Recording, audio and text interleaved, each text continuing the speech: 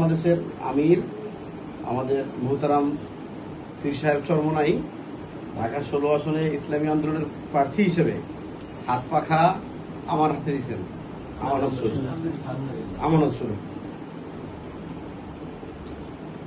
তো ছাত্র আন্দোলনের কাছে আমি হাত পাখার ঝান্ডা উড়াই দিচ্ছি।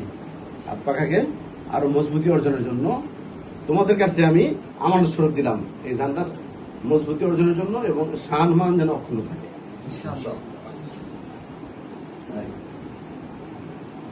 বসো বসো বসো, সব জায়গায় বসে আমি দিয়ে দিলাম।